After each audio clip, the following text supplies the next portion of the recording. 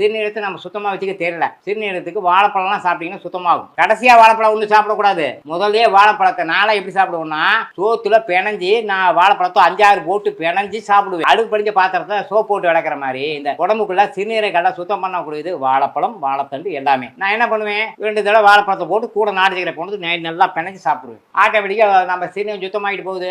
நீங்க பால், தயிர், மோர், அசைவம் சார்ந்த உணவு இதெல்லாம் சாப்பிட கால்சியம், கெட்ட கால்சியம் உருவாகும். கால்சியத்து நல்ல கால்சியம், கெட்ட கால்சியம் இருக்கு. நீங்க நல்ல கால்சியத்தை சாப்பிட எலும்புகள் தான் பலமாயிட்டே போகும். அப்ப யாரும் அதிகம் பால் சாப்பிடல, அசைவத்தை வருஷத்துக்கு 2 தடவை சாப்பிட்டாங்க. அப்ப அது வழியா தான் கல் வரும். சிறுநீரக கல் கெட்ட கால்சியம், நல்ல கால்சியம் பெருநெல்லி, எள்ளு இதுலதான் இருக்குது. இறக்கும் போது பாத்தீங்கன்னா பின்னாடி எள்ளு தூக்கிட்டே போவாங்க. ஏன்னா நீ என்னைக்கா எள்ளு சாப்பிட்டு எலும்பு பலமா இருக்கும்டா, நீ எள்ளே சாப்பிடாம விட்டுட்ட, அதனாலதான் ஜீக்கிரம் போய் சேர்ந்துட்ட. அதனாலதான் எள்ளு தர்ப்பணம் பண்றாங்க. அப்புறம் அகத்திக்கீரைன்னு ஒண்ணு வைப்பாங்க இறந்தவங்களுக்கு. ஏன்னா அது பேர் என்னங்க, அகத்தி. அகத்தில் ஏற்படும் தீயை வெப்பத்தை தணிக்கிறத அகத்திக்கீரை. என்னைக்கா நம்ம அகத்திக்கீரை சாப்பிட்டுருக்குமா? சாப்பிட்டதே கசப்பு.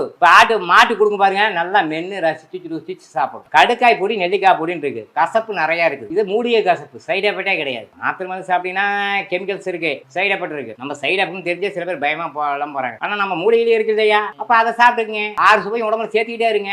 டெய்லி சேர்த்துங்க. முதல்ல இனிப்பு சாப்பிடணும். இனிப்பு சாப்பிட்டீங்கன்னா தான் உங்க உதட்டுக்கும் மணி எடுக்கும், இறப்பைக்கு பலம் கிடைக்கும். அதுக்கப்புறம் நீ மற்றவனும் கொடுக்கணும். இப்போ நேரம் இட்லி, தோசை, உங்க பிரியாணி இனியை சாப்பிட்றீங்க, போனவங்க வெட்டிடுறீங்க. அது எங்கே இனிப்பு சுகர் இருக்கா? அப்படி சாப்பிட்டா சத்தா மாத்தாது, கழிவு மனமாக தான் வெளியே. அது எதுக்கு சார் அவளை மெனக்கெட்டு போய் தின்னுட்டு அது வெளியே தரலன்னா இருக்கிற சத்தையும் வெளியே புடிங்கிட்டு போயிடும். நீங்க இப்ப சொன்னீங்க அகத்திக்கீரை ரொம்ப முக்கியம். இந்த தழைகளை சாப்பிட்றது எவ்வளவு முக்கியம்? ஏன்னா இதெல்லாம் மூலிகை இல்லை, அதுதான் மூலிகை. நாங்க இப்போ கரிசலாங்கண்ணி இருக்காங்க, கரிசலாங்கண்ணி சாப்பிட்டீங்கன்னா கரிசலாங்கண்ணி, பொன்னாங்கண்ணி கீரை, முருங்கைக்கீரை.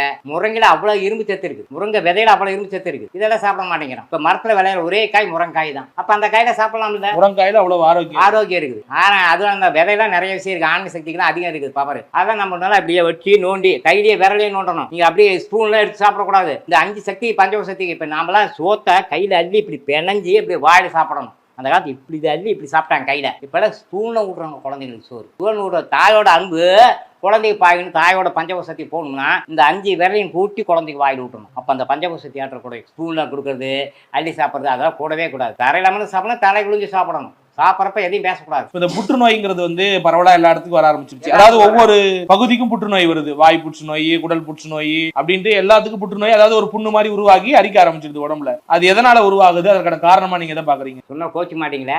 கார சுவை, மிளகா காரம், மிளகாய். இப்ப நான் மிளகாயும் அந்த வரமிளகா, பச்சை மிளகா சாப்பிட்றீங்க, நாக்கில் தப்பி சாப்பிடுவீங்களா சார்? என்ன செய்யுது உடம்பு? தக்கன்னு எரியுதா? ஆனா நாம என்ன பண்றோம், குருமா குழம்பு, அது குழம்பு எல்லாத்தையும் என்ன பண்றோம், மிளகா பொடி போட்டே தீர்றோம். மிளகா தான் புற்றுநோயை உருவாக்குது.